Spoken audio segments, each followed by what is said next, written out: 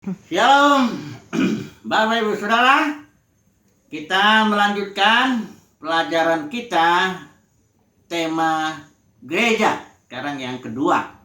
Kemarin kita sudah bahas bahwa gereja itu sesuatu yang sangat penting karena kedatangan Yesus itu mau mendirikan gerejanya. Dan kita melihat gereja juga sudah dalam hati Tuhan, dalam hati Bapa, dan bahkan ketika menciptakan Adam dan Hawa, Adam sebagai simbol Kristus, Hawa itu penolongnya adalah simbol daripada gereja. Jadi dari Kejadian, bahkan nanti kita akan melihat di kitab Wahyu, gereja tetap menjadi sentral lah daripada rencana Bapa itu, ya. Artinya melalui gereja lah ya rencana Bapa itu digenapi. Nah, jadi ini harus kita tangkap dulu. Kemarin kita sudah jelaskan bahwa ada banyak masalah mengenai gereja ini ya. Karena gereja sudah jatuh, sehingga sudah banyak masalah ya. Gereja menjadi lemah sekali ya. Karena gereja itu dia harusnya menjadi saksi ya. Coba dulu kita melihat dulu ya. Kita ulang dulu Matius 16, bukan ulang ya. Kita coba dulu bahas sedikit ini. Matius 16 mengatakan ini istilah gereja pertama muncul dalam kitab Perjanjian Baru, dalam kitab Injil Matius ya. Nah, mari kita baca dulu pasal 16 ayat yang ke-18. Yesus bilang begini, "Aku pun berkata kepadamu, engkau adalah Petrus, dan di atas batu karang." Kalau ini Petrus itu, ini batu karang itu, aku akan mendirikan jemaat batu karang ini artinya Petra ya, lain ya. Jadi bukan di atas Petrus, bukan di atas pribadi Petrus Tuhan akan bangun jemaatnya ya, tapi di atas pengakuan Petrus ya, di atas firman Tuhan. Karena pengakuan Petrus berasal dari Bapa, yaitu pengakuannya yang mengatakan engkau adalah Mesias, anak Allah yang hidup. Nah, pengakuan atau firman Tuhan inilah yang menjadi dasar daripada gereja. Gereja dibangun di atas firman Tuhan. Pengakuan Petrus itu bahwa Yesus adalah Mesias, Putra Elohim, ya. Dan dikatakan di sini juga jemaat ini kekuatannya dijelaskan di sini Allah maut, ya. Tidak akan menguasainya, entah pintu gerbang, tak apapun pokoknya yang berkaitan dengan maut tidak akan bisa menguasai gereja. Artinya gereja menguasai maut. Nah, kita tahu maut itu bukan neraka dalam arti atau kuburan ya. Maut itu suatu jenis kehidupan yang diakibatkan oleh dosa yang Adam lakukan ketika dia memilih pohon pengetahuan itu. Jadi upah dosa adalah maut, suatu jenis hidup yang menurut Ibrani dikuasai oleh iblis. Nah, hidup jenis maut ini kalah oleh gereja. Kenapa? Karena gereja ini menjadi saksi karena ada roh pemberi hidup. Kalau Roh Kudus turun, kamu akan menjadi saksiku. Pertama di Yerusalem dulu, baru Yudea Samaria, baru ujung bumi. Bahkan menaklukkan segala sesuatu karena hidup menelan maut ya. Jadi kunci utama dari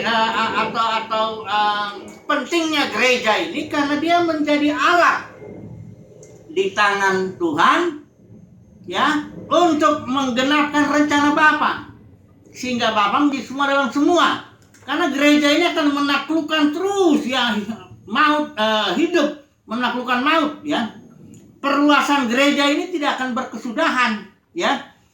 Saudara, karena begini, ini kitab Matius konteksnya kingdom ya. Yesus menawarkan dirinya atau menawarkan kerajaan sorga kepada bangsa Yahudi, di mana dia tentunya raja di atas segala raja sebagai Mesiasnya. Menawarkan kerajaan sorga itu kepada bangsa Yahudi ya. Sementara kita sudah tahu gereja itu ada, kerajaan surga itu ada di dalam gereja. The kingdom of God is within you. Gereja itu orang ya, tentunya. Di dalam gereja itu ada kingdom dan manifestasinya itu tidak berkesudahan. Kalau saya membaca ini ya, di Yesaya ini terjemahan yang Indonesia kurang jelas ya. Yang terjemahan ini New King James Version ya. Ini Yesaya 9 ayat 7. Of the increase of his government and peace there will be no end. Ini bicara pasal 9 tentang seorang anak lahir bagi kita, ini soal Mesias. Dibilang di sini kerajaannya itu, kerajaan Mesias itu dan damai sejahtera Mesias itu there will be no end, nggak ada akhirnya. Nah, kita harus tahu ini kemenangan gereja, kekuatan gereja ya, supaya nanti kita bisa tahu ya. Orang kalau nggak tahu gereja, dipikir gereja hanya sekelompok orang dipanggil aja, udah gitu dibawa ke sorga. Entah sorga itu katanya lokasi geografis tertentu, entah di mana. Jalannya dari emas, katanya di sana orang nyanyi terus, katanya nggak dengar khotbah karena khotbah bosan katanya. Padahal khotbah artinya firman, itu justru di sini kuncinya. Gereja itu menjadi saksi. Salah satu tandanya orang itu menjadi saksi, berani memberitakan firman. Perhatikanlah kisah para rasul, gereja mula-mula itu. Mereka berani, agresif menyerang. Tetangga-tetangganya semua diserang sampai akhirnya Roma pun takluk oleh firman Tuhan. Jadi kita harus paham bahwa yang Yesus mau dirikan itu bukan sekelompok orang lemah seperti kelihatan saat ini kayak takut ya, gak berani bersaksi, bukan begitu. Nah makanya kita lihat, kita akan kembali lihat eskatologi hal-hal akhir ya. Tapi yang terkait dengan gereja, supaya kita tahu bahwa Tuhan Yesus tidak gagal dalam membangun gereja. Tema kita hari ini ya, yang kemarin temanya aku akan mendirikan gereja. Kata Yesus. Yesuslah yang mendirikan gereja. Di poin kedua ini, hari ini, kita mau bicara bahwa Tuhan Yesus tidak gagal. Walaupun sekarang gereja kita lihat begini, makanya kita ingin tahu nih. Kan, ujung-ujungnya ini gimana nih ya. Ujung-ujungnya nasib gereja di penghujung. Gimana dia? Karena saat ini kelihatan, tahu lah ya, akibatnya kalau gereja berjatuh. Karena para pemimpinnya menarik murid-murid kepada dirinya ya, dengan 3 ajaran palsu itu, Jebel, Bileam, Nikolaus.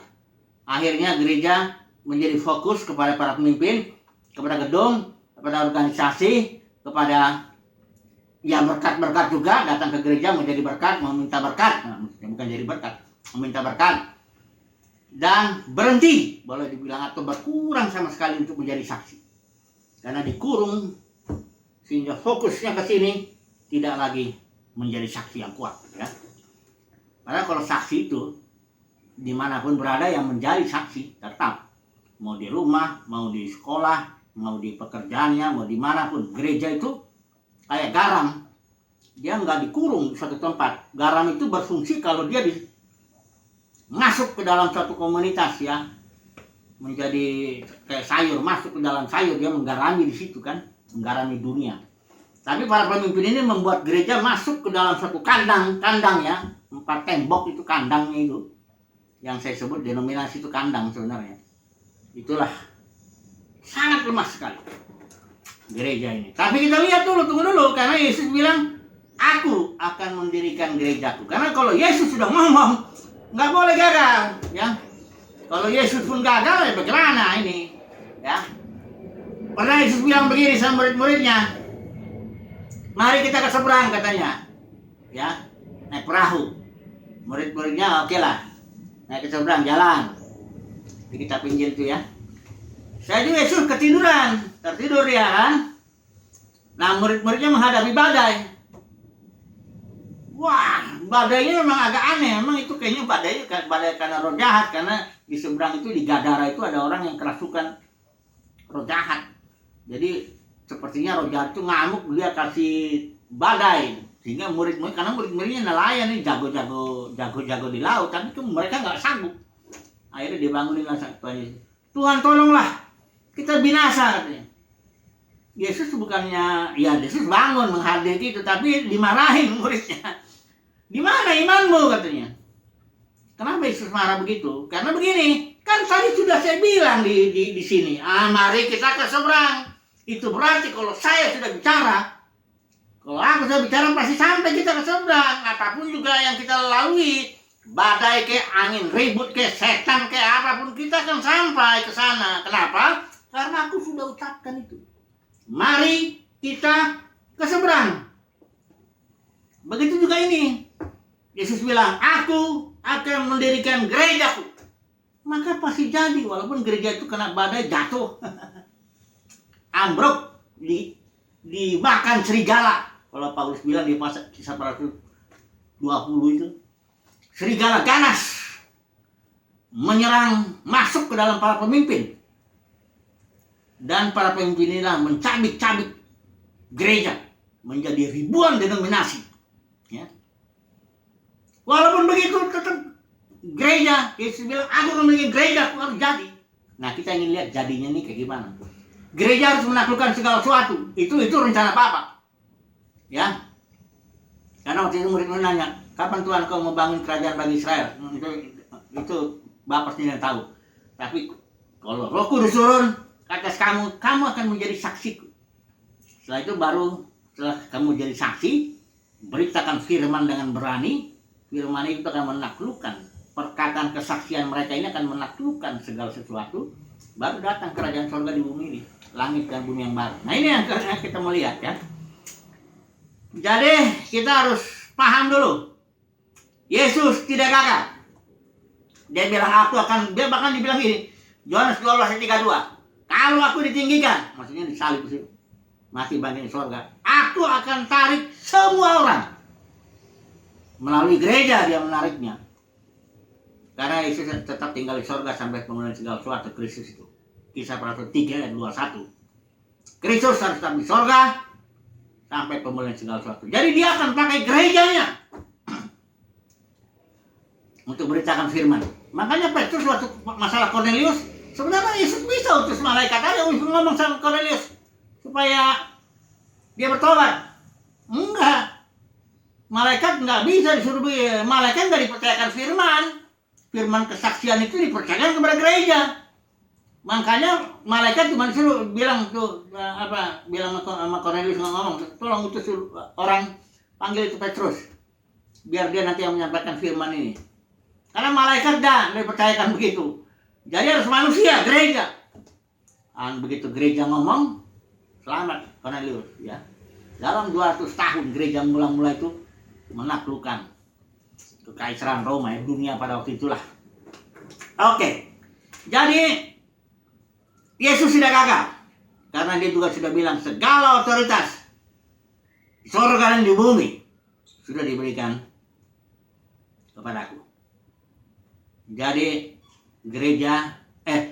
Tuhan Yesus sudah gagal. Gereja sudah gagal, sudah jatuh. Tapi bagaimana lihat cara Tuhan nanti? Nah, ini dia pewahyuan yang disingkapkan kepada Yohanes ini, Rasul Yohanes. Kita perlu paham.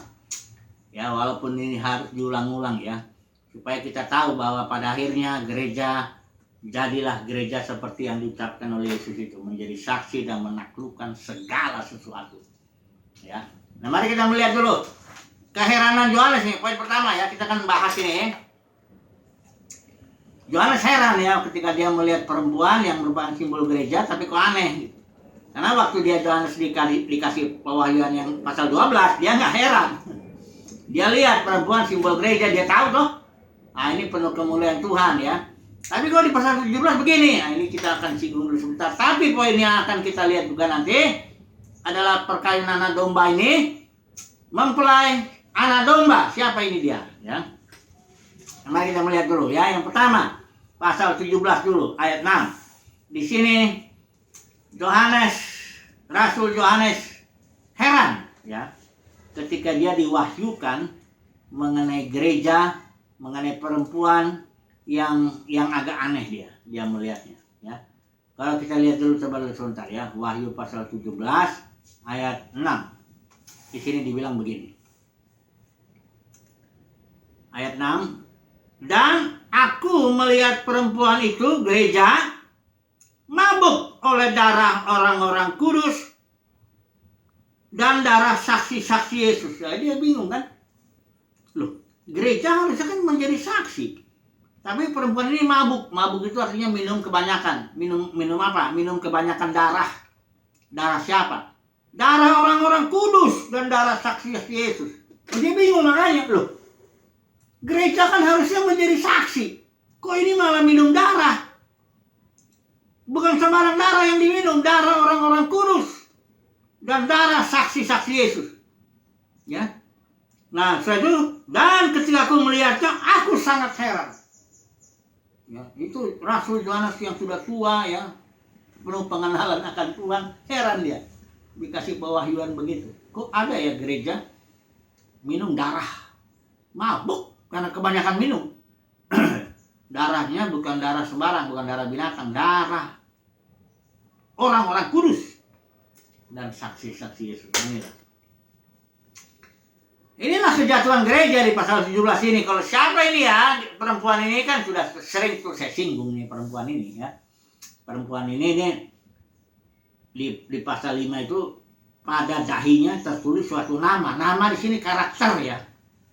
Alkitab selalu kalau bilang nama itu karakter, keunikan, kekhususan. Dan ini misteri perempuan ini, karena memang nggak banyak misteri. Itu artinya suatu pewahyuan yang ya kalau udah diwahyukan ya dia akan diketahui, tapi kalau belum ya dia misteri. Ini wahyu tentang perempuan yang minum darah orang kudus ini suatu misteri. Tapi dikasih tahu di sini karakteristiknya itu Babel besar. Saya sudah banyak bicara tentang Babel. Babel itu sistem pemerintahan manusia di mana Israel itu kan dia minta raja, menyembah berhala, dia dibuang ke Babel. Babel itu dia jadi diperintah manusia. Nah, gereja yang ini diperintah oleh manusia. Kenapa? Karena para pemimpinnya narik murid-murid kepada dirinya. Ya, ada banyak orang yang mendukung ini. Malah dia bilang saya ditetapkan Tuhan memimpin umat Tuhan ini. Enggak boleh. Yesus bilang kamu jangan disebut pemimpin. Akulah pemimpinmu, kata Tuhan. Aku yang memimpin gereja, kamu semua saudara. Ya, kayak di Kisah Para Rasul. Petrus, Paulus, Yohanes itu semuanya orang-orang yang dipimpin Roh. Mereka jadi teladan memang, memperlengkapi orang-orang kudus, bukan narik. Ya. Nah, jadi ini kalau masih bingung juga masa Babel, karena banyak orang bilang Babel itu Amerika lah, yang Vatikan lah, yang macam-macam disebut. Enggak, Babel itu suatu karakteristik yang dikenakan kepada gereja perempuan. Di mana-mana dari Kejadian sampai Wahyu, perempuan itu simbol daripada gereja. Kalau nggak percaya ini ayat 18 lagi. Perempuan yang telah kau lihat itu, perhatikan, perempuan yang kau lihat itu, yang kepadanya kau heran, adalah kota besar. Kota besar artinya Babel, ya.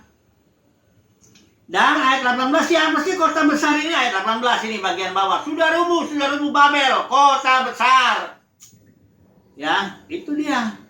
Jadi perempuan ini adalah gereja yang ditopang oleh sistem pemerintahan manusia. Makanya perempuan ini duduk di atas binatang. Coba lihat dulu di sini. Ya, ayat pasal 7 ayat 1. Mari ke sini, aku akan menunjukkan kepadamu putusan atas pelacur besar yang duduk di tempat yang banyak airnya. Ini banyak airnya ya. Artinya ini duduk di apa? Dia mayoritas. Ayat 3 ini yang di atas seekor binatang. Perempuan duduk di atas seekor binatang. Jadi gereja yang ditopang oleh pemerintahan manusia. Ini dia nih. Yang kalau terang-terangnya sekarang gini. Perempuan ini adalah denominasi. Perempuan Wahyu 17 itu denominasi. Katolik itu ibunya. Anak-anaknya banyak, pecahan-pecahannya itu. Nah, di sini dibilang ibu, ya, perhatikan dulu nih. Pelacur besar ini dibilang ibu dari wanita-wanita pelacur. Pelacur sudah tahu ya, dia yang menerima benih dari banyak pria. Enggak hanya benih firman, tapi benih macam-macam, benih tradisi, benih ajaran Nikolaus, benih ajaran Bileam, benih ajaran Jabel. Semua benih-benih masuk situ. Akibatnya disebut pelacur. Ibunya siapa? Ya Katolik lah kalau kita tahu. Dari zaman 117 Masehi itu Ignatius sudah ngajarin bishop beda dengan penatua supaya ada hierarki itu. Tahun sekitar abad ke-6 barulah habis dari para penatua ada bishop agung, ada kardinal, ada ada uskup agung, ada kardinal, baru ada paus. Itu abad ke-6. Inilah dia masuk gereja dalam masa kegelapan. Siapa pelacurnya? Ya Katolik, siapa lagi? Barulah dia pecah-pecah si Katolik itu toh. Ibu daripada perempuan-perempuan. Jadi denominasi ini ya siapa? Ya ini perempuan pasal 17 mesti dibuka sekarang. Ini misteri. Tapi zaman ini harus dibuka. Karena sebentar nanti dia dihakimi dia, ya. Nah, mari kita melihat penghakiman daripada perempuan ini, ya. Dia akan dihakimi sedemikian, maka umat Tuhan pun harus keluar dari situ. 18 ayat 4 ini saya ulang-ulang supaya jelas ini, ya. Lalu akan mendengar suara lain dari sorga berkata, pergilah kamu, hai umatku. Jadi ada umat Tuhan di perempuan ini, ada umat Tuhan. Pergilah daripadanya, supaya kamu jangan mengambil bagian dalam dosa-dosanya. Ya, di Wahyu pasal 2 pasal 3 itu para pemenang orang-orang sederhana yang keluar dari situ, yang nggak ambil bagian dalam pengajaran Jebel, Bileam, dan Nikolaus. Ini para pemenang, ya.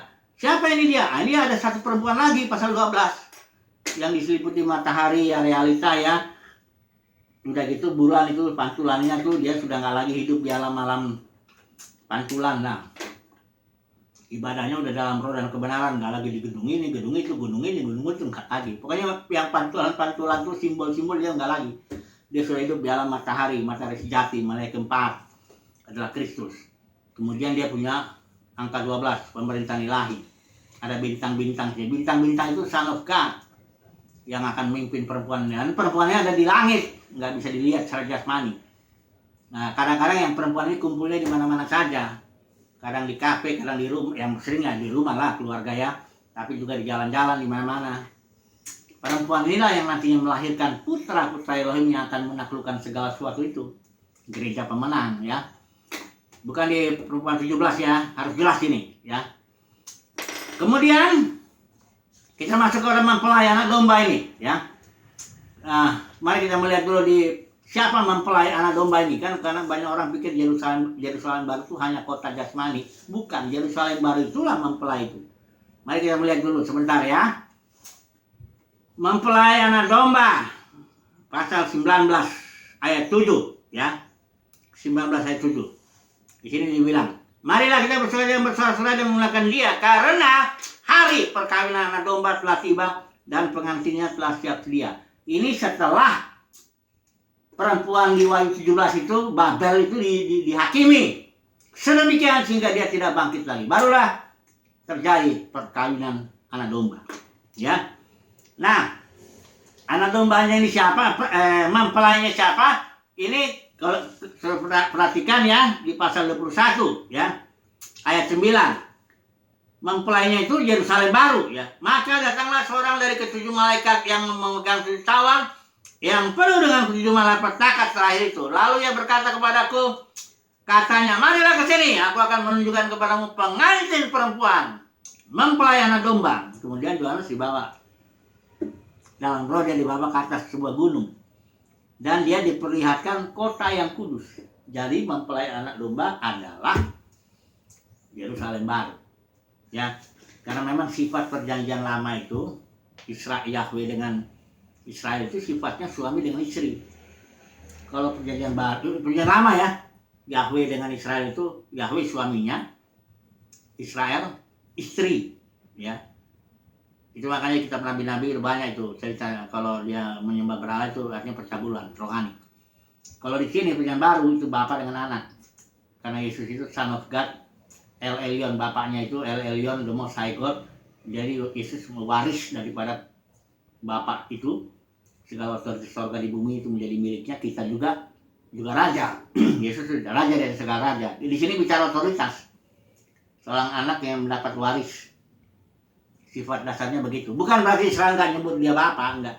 Tapi sifat dasarnya ini juga disebut bapak karena Yesus memberikan hayatnya. Kita memiliki hayat sama seperti hayat yang dimiliki oleh Bapa, Tuhan Yesus dan Roh Kudus. Jadi ini sifat dasarnya. Itu makanya mempelai anak domba itu adalah sebenarnya, ya, itu adalah Israel. Bukan gereja secara menyeluruh, ya. Israel.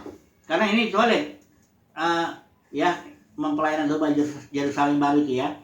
Di sini pertama dia ada uh, ini kota kudus ya, Yerusalem turun dari sorga. Di sini dibilang ada 12 suku, tertulis nama ke-12 suku Israel ya. Itu di atas pintu gerbangnya itu. Kemudian juga ayat 14, itu ada ke-12 rasul anak domba itu ya. Jadi ini mempelai anak domba, ini adalah Israel ya. Israel yang sudah dimenangkan, yang sudah diselamatkan ya, tentunya ya. Karena gini, jadi Tuhan punya program ini luar biasa ini ya.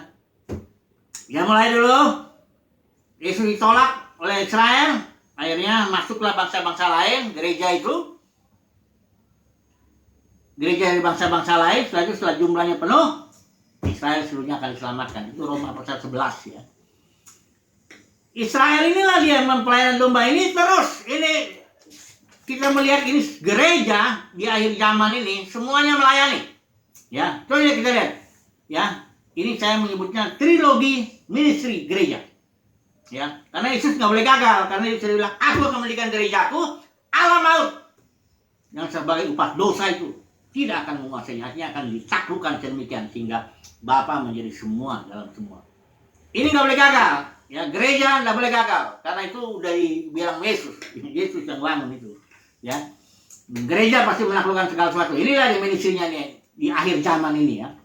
Pasal 19 ayat 11 sampai 16 ini, coba saudara lihat, ada 3 kali ya. Di sini pelayanan Yesus sebagai raja segala raja, kita sebagai raja-raja ini dibilang Yesus ini sebagai saksi yang setia, yang menunggak, yang setia, yang benar, menghakimi, berperang dengan adil. Ya, seluruh pasukan di surga ikut dengan dia. Ya, dia memakai lenan halus. Ya, lenan halus ini perbuatan gereja ini, perbuatan orang-orang kudus ya. Dan Yesus sebagai raja di atas segala raja, raja-rajanya kita, Yesus rajanya. Ini ministry pasal 19 ayat 11 sampai 16. Jadi gereja melakukan ministry. Ini satu. Yang kedua, setelah iblis diikat, ya, tunggu dulu, ini masuk dulu kerajaan, setelah iblis diikat, masuk kerajaan 1000 tahun, itu juga ministry, pasal 20, ayat 4 sampai 6, ya, dibilang di sini ya, ayat 4. Lalu aku melihat tahta-tahta dan orang-orang yang duduk di atasnya, kepada mereka diserahkan kuasa untuk menghakimi. Sudah tahu pasal 26, Yesaya 26 ayat 9, apabila Tuhan menghakimi, maka bumi akan mengenal kebenaran. Ini ministry ini diserahkan kepada kuasa menghakimi itu kepada orang-orang kudus, para pemenang, ya. Menghakimi dia, udah itu supaya mengenal kebenaran ya, orang-orang yang belum mengenal kebenaran supaya mengenal kebenaran. Kemudian yang ketiga lagi, ini ministry yaitu lautan api, di mana Allah maut lempar ke sini. Nah, ini banyak orang bilang lautan api ini neraka. Karena dia menafsirkannya, jangan lupa ini kita Wahyu itu kitab simbol ya.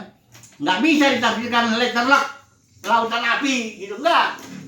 Ini lautan api ini air ya, lautan ya.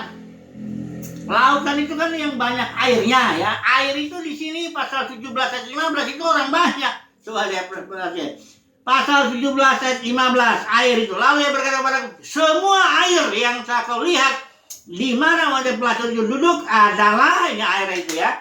Bangsa-bangsa dan rakyat banyak dan kaum dan bahasa. Jadi lautan yang banyak air ini orang banyak. Tapi orang banyak yang kayak gimana? Api. Orang api ini simbol daripada pemurnian. Orang banyak yang memurnikan. Inilah lautan api, bukan neraka. Aduh, jangan ditafsirkan secara harfiah. Kitab Wahyu ini kitab simbol ya. Pasal 1 itu Tuhan Yesus menyatakannya kepada Yohanes dengan bahasa simbol. Semaino, istilah Yunani itu dari asal kata sema. Sema itu artinya simbol, tanda. Jadi lautan api ini adalah bahasa simbol yang artinya orang banyak yang memurnikan. Memurnikan apa? Itu dilempar semuanya yang di alam maut. Semuanya, penghuninya itu dilempar di sana, dimurnikan, dibersihkan, dilayani. Bersih, akhirnya barulah turun langit dan bumi yang baru. Ya, langit yang baru, mari kita lihat dulu definisinya ya. Pasal 21 ini. Ayat 4, saya nggak baca semua. Maut tidak akan ada lagi. Ya, segala sesuatu yang lama sudah berlalu, artinya segala bau dosa sudah tidak ada lagi. Musuh terakhir maut, 1 Korintus 15 ditaklukkan. Ya. barulah Bapa menjadi semua dalam semua. Gereja sudah berfungsi melalui 3 ministry ini. Gereja melayani sampai Bapa menjadi semua dalam semua. Rencana Yesus membangun gereja nggak gagal. Dia tetap tinggal di sorga. Kristus tetap tinggal di sorga sampai pemulihan segala sesuatu. Kisah para Rasul 3:21 tadi. Oke ya, jadi tema kita saat ini sudah jelas ya, walaupun saya cepat saja jelasnya. Pedenya ketika Yesus bilang, aku akan memberikan gerejaku dan alam maut tidak akan menguasainya, itu berhasil. Berhasil. Ya, walaupun gereja sudah jatuh, dihakimi. Ya. Nah, mari kita melihat dulu ini semua ini hanya untuk pemenang ya. Nah, gereja yang ini mana dia ya? Ayatnya itu